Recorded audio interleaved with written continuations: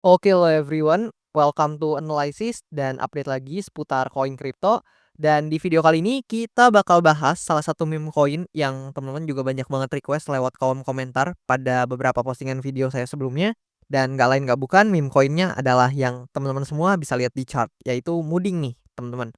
Dan terakhir kali saya bahas Mooding itu kalau nggak salah ada di kisaran harga ini teman-teman, yang mana, sebelum Mooding ini breakdown dari, demand area-nya yang ada di sini, namun sekarang di breakdown ya jadi supply area. Dan pada saat itu saya katakan bahwa ada potensi ya Mooding ini breakdown dari, important area yang di sini dan menuju ke level-level, important area selanjutnya. Dan ya seperti yang kalian lihat, congratulation mungkin ya buat teman-teman yang mungkin dapat keuntungan dari pergerakan harga tersebut, saya ikutan seneng nih teman-teman.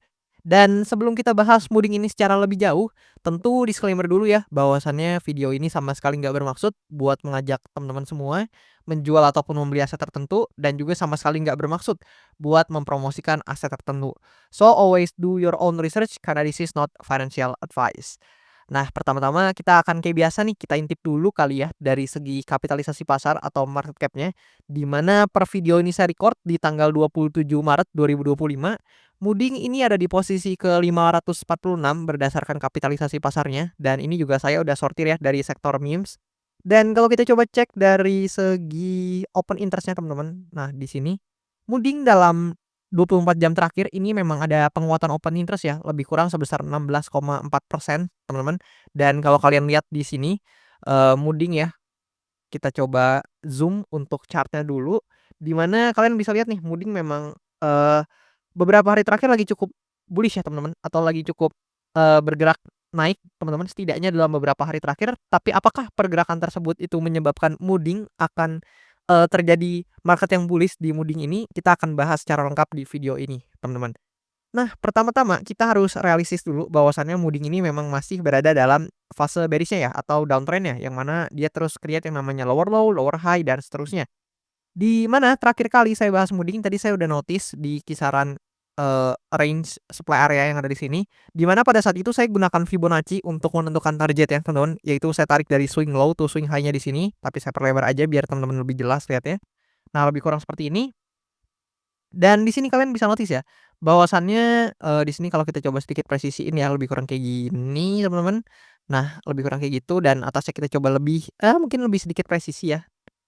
Nah, kayak gitu, kita bisa lihat bahwasannya area 1,618-nya ini ada tepat di range supply area di sini, sehingga pada saat itu saya katakan akan hit di supply area ini, dan ternyata, terjadi teman-teman. Dan selanjutnya target keduanya adalah di area 2,618, yang pada saat itu harganya masih di range ini, saya katakan ada potensi breakdown dan mengunjungi ke, level area selanjutnya. Dan ternyata terjadi teman-teman, kalian bisa lihat di sini area 2,618-nya ke-hit, dan sangat disayangkan juga bahkan udah breakdown nih teman-teman dari, important area-nya yang ada di sini. Dan, di sini saya tentu punya POV atau punya sudut pandang saya terhadap beberapa probability yang mungkin terjadi.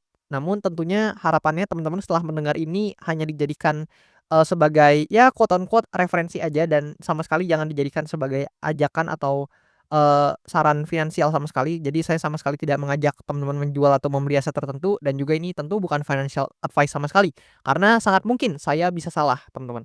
Nah, oke, dari sudut pandang saya, probabilitas yang paling mungkin terjadi atau potensi pertama adalah Mooding ini akan lanjut koreksi teman-teman, di mana mungkin aja ini hanya, testing ya ke resistance sebelumnya sebelum dia melanjutkan penurunannya, yang mana ini adalah sebuah habit yang sering terjadi di berbagai koin-koin juga, di mana dia breakdown dari important area-nya, which means dari demand area-nya, dan dia mengubahnya jadi supply area, dan setelah itu dia testing dulu baru melanjutkan penurunannya kembali teman-teman.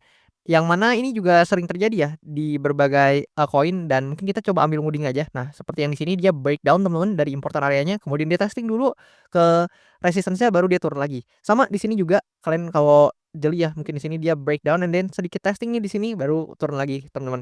Dan ada potensi terjadi hal serupa di mana dia breakdown, testing lagi, dan koreksi ke level yang lebih di bawah lagi teman-teman.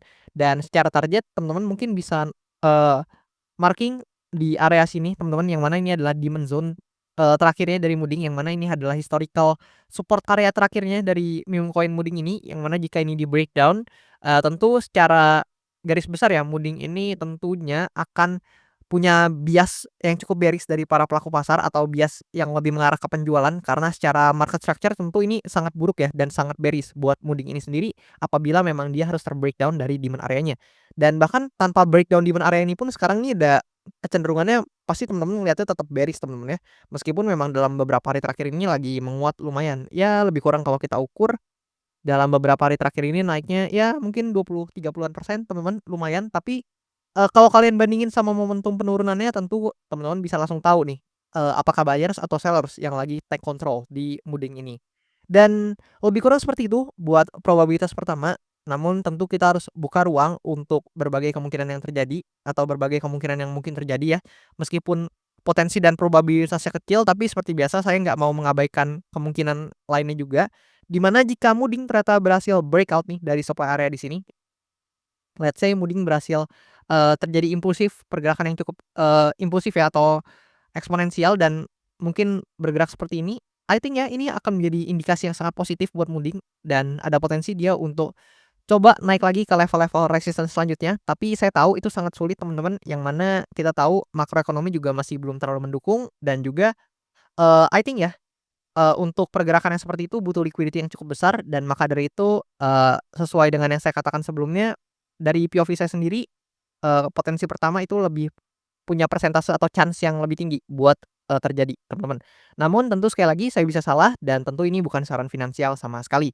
Dan untuk potensi yang pertama juga ditambah dengan stochastic RSI ya, di mana stochastic RSI ini udah berada dalam kondisi yang overbought dan ada potensi nih buat ketika stochastic RSI-nya slowing down atau mulai turun, maka price action-nya juga punya potensi untuk mengikuti, arah pergerakan dari stochastic RSI tersebut. Dan di sini kalau kita coba lihat data lainnya, let's say kita coba buka CoinGlass. Nah, di sini kita bisa lihat ya Mudding, memang ada penguatan volume yang cukup signifikan dan dalam 24 jam terakhir ada 507,24 ribu US dollar yang terlikuidasi, di mana, didominasi ya posisi liquidation ini oleh short position dan wajar aja teman-teman karena memang Mudding ini lagi rebound lumayan dan mungkin teman-teman yang, menggunakan leverage terlalu berlebihan dan juga, lagi ambil short position nih kena short squeeze dan akhirnya terlikuidasi teman-teman, mungkin kayak gitu ya skenarionya. Dan juga kalau kita lihat juga dari segi analytic, ya, I can tell you teman-teman, ini Mudding salah satu meme coin atau salah satu koin-koin juga yang ya kalian bisa lihat ya, drawdown-nya sangat signifikan di angka minus 80% lebih, lebih tepatnya di Q1 ini minus 83% ya secara rata-rata. Dan di bulan Januari, Februari, dan Maret ini full merah teman-teman buat Mudding ini. Dan I think juga karena bulan Maret ini tinggal dikit lagi, menurut saya Mudding akan closing sepertinya dalam, position yang merah juga di bulan Maret ini atau return yang merah juga di bulan Maret ini. Tapi let's see ya di kuartal kedua mendatang atau Q2 mendatang, apakah Mudding ini bisa perform seperti di Q3 dan Q4 tahun 2024 sebelumnya atau justru bakal mengikuti jejak di Q1 nih tahun 2025 ini yang mana bakalan merah juga, teman-teman. Dan coba kalian komen nih siapa aja holder Mudding di sini dan, coba komen pendapat kalian seputar Mudding ke depannya bakal gimana di kolom komen di bawah. Dan juga jangan lupa buat teman-teman yang mau request analisa koin, boleh banget request aja lewat kolom komen di bawah. Dan kalau misal banyak yang tertarik, sesuai janji saya kayak Mudding ini juga bakal saya bahas, secepatnya di video-video ke depannya. Dan juga tentunya kalau teman-teman mau sekaligus support saya, boleh request lewat link traktir yang tertera di bio account TikTok saya dan juga di Instagram account saya, atau di, link pada description di channel YouTube saya juga teman-teman bisa dapetin aksesnya teman-teman. Dan di sana kalian bisa akses link traktir buat request analisa koin juga. Dan oke, lebih kurang kayak gitu buat analisa seputar Mudding. Thank you teman-teman yang udah nonton sampai habis dan sampai jumpa di video-video selanjutnya.